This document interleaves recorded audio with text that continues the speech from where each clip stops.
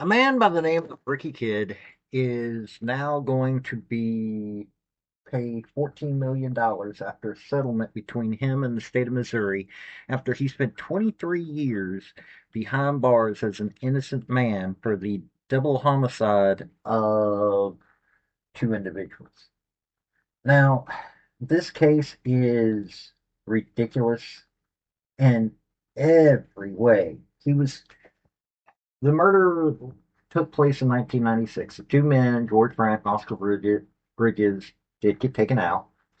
Um, but yeah, this man had a solid alibi that didn't keep him from getting convicted.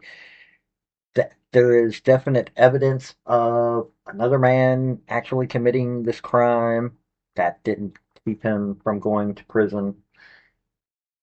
Yeah, the whole lot of stupidity is leading to the taxpayers in Missouri having to pay $14 million because, well, a prosecutor hid evidence. So I'm going to show you a short clip from local news from when he did get out back in 2019. And then I'm going to cover what happened in this trial. So, if you like this kind of content, hit like, hit subscribe if you're wanting to see more. Here we go. Howdy, y'all. This is Paul, the Redneck Thinker.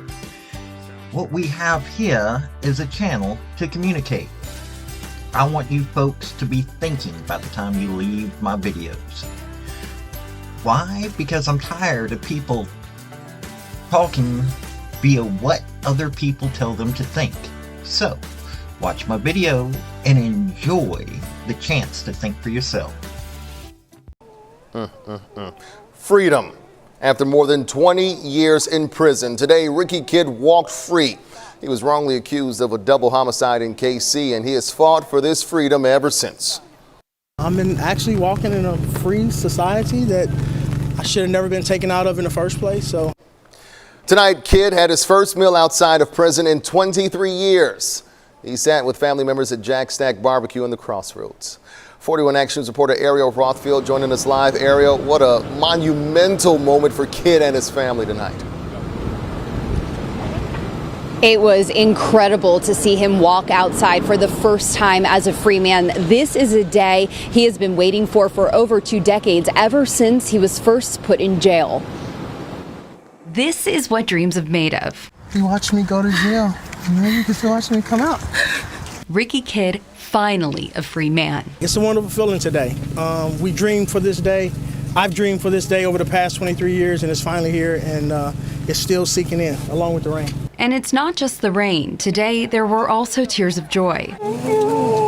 Kidd hugging and kissing his sister for the very first time. These are your superheroes and a super happy client. With his attorneys and the people who fought for him. It took a lot of work to make that happen. Standing right by his side. It means so much, but it also is just such a hard moment to think of how much somebody lost all in one go. Neighbors heard several gunshots fired. They're looking for one or more suspects. In 1996, 2 people had been shot and killed.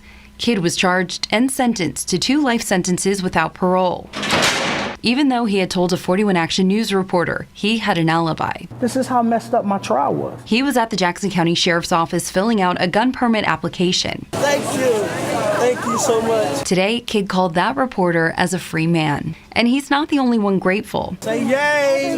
Yay! I'm going to be able to know him out here and not behind bars. His daughter Infinity now gets to have her dad.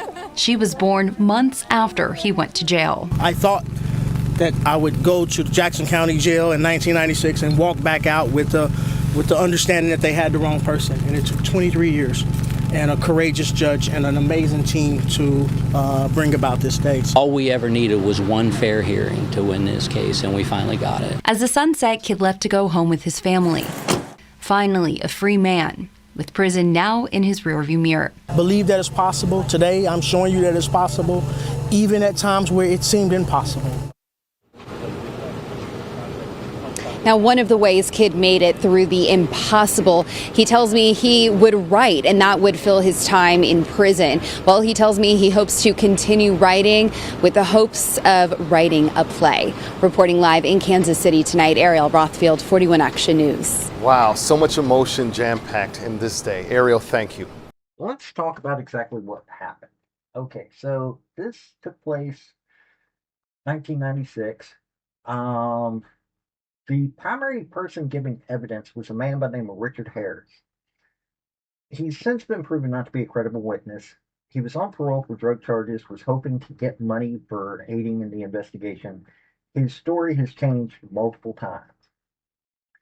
Also, the prosecutor claimed that this prosecutor by the name of Amy McGowan claimed that the daughter of George Bryant, Kayla, said that it was Kidd. Nope, this was fabricated. Kayla never said anything. She was 4 years old at the time. She didn't say the Kidd did this. Matter of fact, she said the exact opposite. Also, the evidence actually pointed to a man by the name of Gary Goodspeed Sr., who had a violent criminal history. In a 2009 federal hearing, Marcus Morell, who was also tried and convicted in 1997, confessed to his role in this, and he implicated Goodspeed Sr.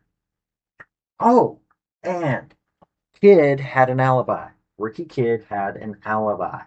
This alibi, he was at a law enforcement office filling out the forms to get a gun permit. He was filling out a gun permit forms.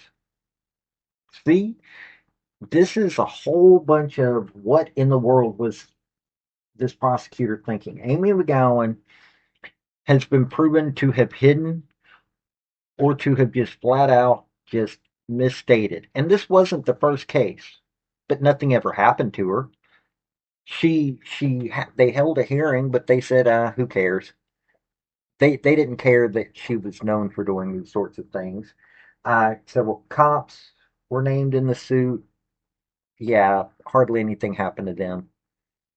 This is what happens in this justice system. Yes, there are bad people that are put away, but there are also way too often good people that are put away that did not. Now, Ricky Kidd has since turned his life, well, he never had to turn his life around. He was already on the good path. But he now gives classes to prosecutors about what you should not do to innocent people. And that's a pretty good thing. I mean, he's back to living his life, and now he's $14 million richer. I'm sure that he would prefer to have had those 23 years to live with his kid as his kid was growing up. This has been Paul, the Redneck Thinker. Y'all have a good day now. Bye. So, folks, that's the story that I wanted to bring you on this video. And I just wanted to say thank you again for coming by. Hit like, subscribe, comment, all that fun stuff if you don't mind. Help me out. So, y'all have a good day now. Bye.